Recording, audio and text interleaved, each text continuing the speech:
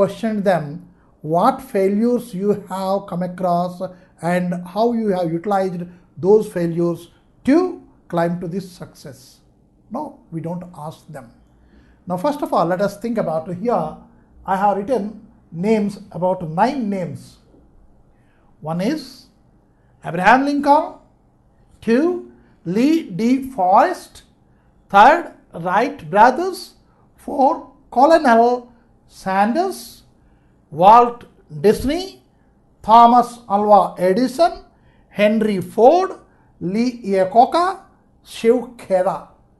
Out of these, I am very sure you know him, you know these brothers, and you know this gentleman, and Thomas Alva Edison, you know. One more name I should add here, he is Beethoven.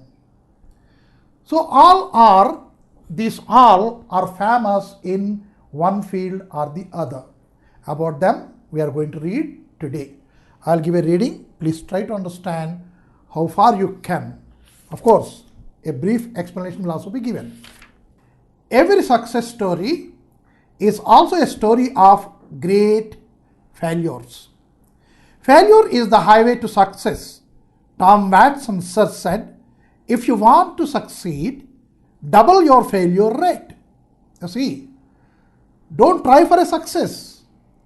Try to double your failure rate and automatically you will be achieving your success. That is what, not me, Watson sir said.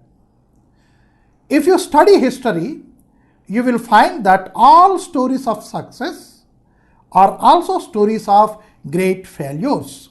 But people don't see the failures. They only see one side of the picture and they say that person go lucky. He must have been at the right place at the right time. Can we define the time as right or wrong? Or can we define the place, whether it is the right place or wrong place? We cannot. Wherever you are placed, whenever you are placed, that is the right place and right time. Failures, of course, they will come. They come in your way. You are to overcome these failures and you are to reach the success. Because here it is very clearly said, failures are inevitable. They are a must in your successful life. And people see only one side. This is, we are having dorsal side and ventral side. In your geology, you will be taught. This dorsal side is very white. And with this, we cannot simply say the person is very fair in complexion. No, here it is the second side. It is dark side of the hand. And it is dark. So what is the complexion of the man? Is it a success or a failure? We cannot make out because it is a coin having two sides, success and failure. If it is not there, life is rather, I can say, it is sour in taste. To become it is a sweet one, you should have both the things, success and failure. Let me share someone's life history with you.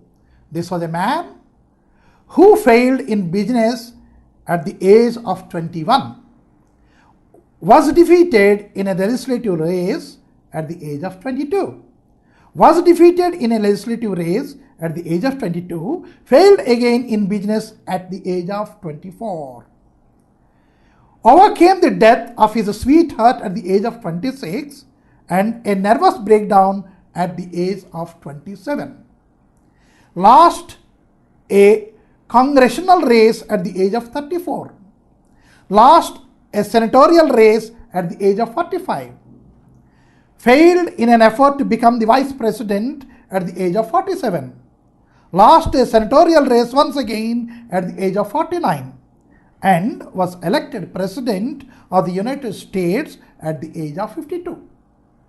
This man, Abraham Lincoln. A series of failures he was having in his life, but still he struggled to become the president of USA. This man was Abraham Lincoln. Would you call him a failure? No. He could have quit. No, he didn't. But to Lincoln, defeat was a detour and not a dead end. Detour, it is on the way. You are on the journey. Life is, until you die, it is a journey. There may be a comma or a hyphen somewhere or an exclamatory mark, but not a full stop. And don't question yourself. Don't put a question mark. Why me? No. You should put a comma, an hyphen, an exclamatory mark until you reach the full stop. Now, likewise, Lincoln also thought that his life is not defeated. And always he was thinking that he was on the journey till he achieved a great success. In 1913, Lee De Forest, inventor of the triode tube, was charged by the district attorney for using fraudulent means to mislead the public into buying stocks of this company by claiming that he could transmit the human voices across the Atlantic. He was publicly humiliated. Can you imagine where he would be without his invention? Now you see, what are the stocks in a company? Just a brief knowledge we should have. Any company will be running on finance. This finance is arranged through certain banks, that is lending, and certain financial institutions and public. Public will be investing in the company, and that public investment is called as stocks. They will be selling the shares at a face value of rupees 10, and thus they will be collecting money, and that is called as stocks. This man has not done any fraud, but he collected money from the public. For what? To run a company, because he was very sure that he has invented some device through which he can transmit human voice from one point across Atlantic to the other point. But people thought he is a deceiver, he is deceiving, it is a deception. Never. He could able to show it that I did it.